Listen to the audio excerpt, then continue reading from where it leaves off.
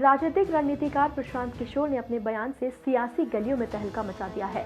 प्रशांत का मानना है कि भारतीय जनता पार्टी आने वाले दशकों तक भारतीय राजनीति में एक बड़ी ताकत बनी रहेगी। आइए नजर डालते हैं प्रशांत किशोर के उस बयान पर जिसने राजनीतिक दुनिया में खलबली मचा दी है। प्रशांत किशोर ने अपने बयान में कहा कि जैसे कांग्रेस पहले 40 वर्षों तक भारतीय राजनीति के केंद्र में रही थी, उसी तरह बीजेपी भी चाहे हारे या जीते राजनीति के केंद्र में रहेगी। बीजेपी कहीं नहीं जाने वाली।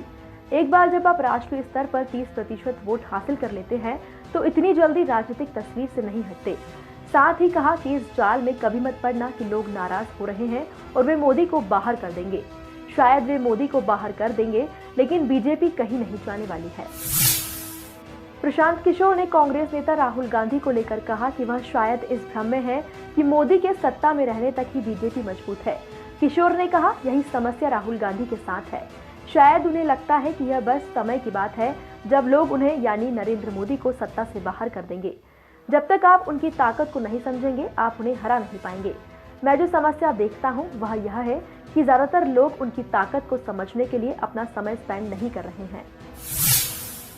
कांग्रेस पार्टी नरेंद्र मोदी और भाजपा के भविष्य को कैसे देखती है, इस पर किशोर ने कहा, आप किसी भी कांग्रेस नेता या किसी भी क्षेत्रीय नेता से जाकर बात करें, वे कहेंगे बस समय की बात है, लोग तंग आ रहे हैं, एंटी इनकम्बेंसी होगी और लोग उन्हें बाहर कर देंगे।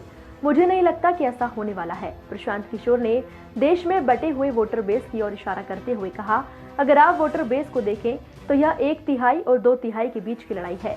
केवल 1/3 लोग भाजपा को वोट दे रहे हैं या भाजपा का समर्थन करना चाहते हैं। समस्या यह है कि 2/3 मतदाता 10, 12 और 15 राजनीतिक दलों में डिवाइडेड है। ऐसा कांग्रेस के कमजोर होने की वजह से है। प्रशांत किशोर का यह बयान तक आया है कि 1 साल के अंदर कई राज्यों में चुनाव होने वाले हैं और हर पार्टी चुनावों में अपनी ताल ठोकने में लगी हुई है।